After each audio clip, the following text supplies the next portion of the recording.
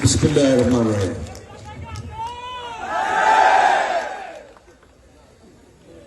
প্রিয় ভাইরা, আজকের এই অনুষ্ঠানের সম্মানিত সভাপতি, উপস্থিত জেলা বিএনপির সভাপতি এবং যার কারণে আপনারা এখানে বসে আছেন, যাকে শুধু আপনারা চান কিন্তু ওনাকে যে আপনারা চান আপনাদের দিব শুধু তাই নয়, কিন্তু আমরা সারা বাংলাদেশের জন্য তাকে চাই। অ্যাডভোকেট আসাদুজ্জামান, অ্যাটর্নি জেনারেল রাষ্ট্র এবং উপস্থিত আমাদের সকল নেতৃবৃন্দ, সময়ের অভাবে সকল নাম নিলাম না, আমার সামনে উপবিষ্ট ত্রিবেণী ইউনিয়ন, এই ইউনিয়নের সমবেত সকল সুধীমণ্ডলী, সকল অঙ্গ সংগঠন, বিএনপি সহ সকল নেতৃবৃন্দ, কর্মী ভাইয়েরা, আসসালামু আলাইকুম। আপনাদের এটার নাম হল ত্রিবেণী, তাই না? মানে তিনটা একটা বেনি হয় আর কি, তাই না? এই ত্রিবেণী ইউনিয়নে আমি মনে করি এমন একটি বন্ধন হওয়া উচিত যারা বিভক্তি করার চেষ্টা করে, যারা পক্ষে আছে আর যারা হিন্দু সমাজ আছে, সকলে ঐক্যবদ্ধ হয়ে এই কাজটি করতে হবে। সকলে ঐক্যবদ্ধ হতে হবে, ত্রিবেণী একত্রিত হতে হবে। এই ত্রিবেণীতে ঐক্যবদ্ধ রাজনীতি, এই রাজনীতির কোনো বিকল্প নয়। অযথা জেনে শুনেও যদি কেউ, বুঝে শুনেও যদি কেউ আপনার এখন বলে যে বিএনপি ক্ষমতায় আসলে তারেক রহমান প্রধানমন্ত্রী হবেন না, তাহলে কি কেউ বিশ্বাস করবেন? কেউ বিশ্বাস করবেন? তো এটা তো স্পষ্ট যে আপনার এখানে কে নির্বাচন করবে আপনারাই তো ভালো জানেন। আর আপনারা ভালো জেনে কেন ওনাকে এখনো স্থগিত রাখা হয়েছে এটাও কিন্তু আপনারা জানেন কি জানেন না, আমি জানি। আমরা দুইটা জায়গায় এখন ওনার সাহায্য নিচ্ছি। আইন অঙ্গন সারা বাংলাদেশের, সুপ্রিম কোর্ট, হাইকোর্ট, সারা বাংলাদেশের আইন অঙ্গনকে সুস্থ রাখার জন্য এবং সুষ্ঠু বিচারের জন্য সহায়তা করার জন্য রাষ্ট্রের পক্ষ থেকে তার আরো কিছুদিন থাকা দরকার। এটা বুঝতে পারছেন তো? এবং তিনি যখন এই দায়িত্ব ছেড়ে দিবেন, ছেড়ে দিয়ে তারপরে আপনাদের কাছে আসবেন, এটা পরিষ্কার। এই পরিষ্কার পরিচ্ছন্ন রাখার জন্য আপনাদের দায়িত্ব রয়েছে। ভ্রান্ত পথে না হাঁটার জন্য আমি প্রথম আহ্বান জানাই। কোনো ভুল পথে আপনারা হাঁটবেন না।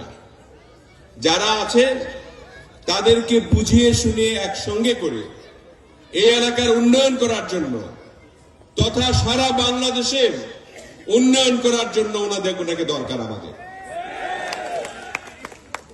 দরকার না? দরকার। দরকার হলে ওনাকে আপনারা পাবেন ইনশাল্লাহ। কাজে আমরা মনে করি যে অ্যাডভোকেট আসাদুজ্জামান, অ্যাটর্নি জেনারেল, তিনি দেশের কাজের জন্য আছেন, রাষ্ট্রের কাজের জন্য আছেন। যথাসময়ে শিগগির, আমরা বলি না শিগগিরই আমাদের ভারপ্রাপ্ত চেয়ারম্যান জনাব তারেক রহমান দেশে ফিরবেন। দেশে ফিরবেন তো? খুব তাড়াতাড়ি তিনি ফিরবেন এবং খুব তাড়াতাড়ি উনিও আপনাদের কাছে ফিরবেন। অতএব এ নিয়ে দ্বিধাদ্বন্দ্ব না করে আমি আহ্বান জানাবো সকলে মিলে একসঙ্গে। এখানে হিন্দু সম্প্রদায় আছে, কেউ কেউ বিভক্তির আমাদের ছোট ভাইও আছে একজন, কেন্দ্রীয় রাজনীতি করত। সবাই মিলে একসঙ্গে, আপনারা যারা আছেন আসাদ ভাইয়ের পক্ষে লোক, সবাই মিলে একসঙ্গে ধানের শীষে ভোট দিতে হবে।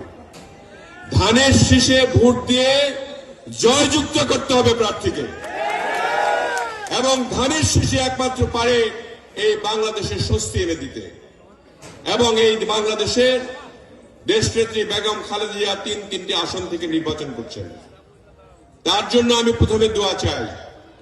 আমাদের ভারপ্রাপ্ত চেয়ারম্যান জনাব তারেক রহমান, তিনি একটি আসন থেকে বগুড়া থেকে করছেন, তার জন্য দোয়া চাই।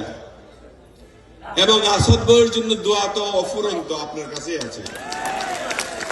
আপনার কাছে আছে না দোয়া? কাদের কাছে দোয়া আছে দেখি, হাত তুলেন তো। মানে আমি একটু ফলো করলাম, দেখলাম যে আমার কাছে হাত তুলেন কিনা। আমাদের আসাদ ভাইকে নিয়ে আমি কথা বলেছি, সাংগঠনিক সম্পাদক এই বিভাগের অমিতের সঙ্গে কথা বলেছি, মহাসচিবের সঙ্গে কথা বলেছি, আমাদের অনেক নেতৃবৃন্দের সঙ্গে কথা বলেছি, এবং আমি নিজেও জানি তিনি যে উন্নয়নটি করতে পারবেন আপনাদের এলাকায়, আর দ্বিতীয় কোন ব্যক্তি এরকম ভাবে করতে পারবে না। আমরা হয়তো উন্নয়নের জন্য, আমি যে প্রত্যন্ত অঞ্চলে জামালপুরের নির্বাচন করব, একবার সংসদ সদস্য ছিলাম, তারপরেও আমারও হয়তো আসাদ ভাইয়ের কাছে যেতে হবে আমার উন্নয়নের জন্য। কাজেই এখানে বিভ্রান্তির কোনো কিছু নাই। বিভ্রান্ত না হয়ে ধানের শীষের পক্ষে আপনাদেরকে ভোট প্রদান করতে হবে। এবং শুধুমাত্র যে অল্প ডিফারেন্সে পাশ করালেন, আমরা এটা দেখতে চাই না। আমরা দেখতে চাই আকাশ পাতাল ডিফারেন্স, যে ডিফারেন্সের মাধ্যমে আমরা এখান থেকে ধানের শীষের প্রার্থীকে জয়যুক্ত করব। আপনারা জানেন জনাব তারেক রহমান বলেছেন,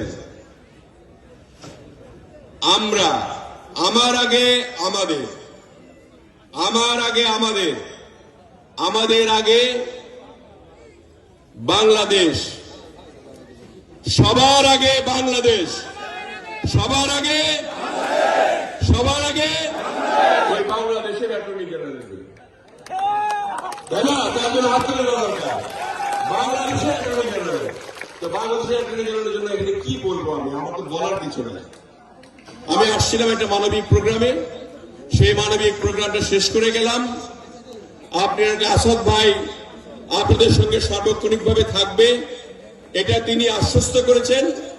এবং আমি দেখতে চাই যে আপনারা তাকে নিয়ে আগামী দিনে এমন ভাবে গর্ববোধ করতে করবেন, যাতে করে সারা বাংলাদেশে এই শৈলকুপা একটা দৃষ্টান্ত হয়ে থাকে যে এখানে অভূতপূর্ব উন্নয়ন হয়েছে।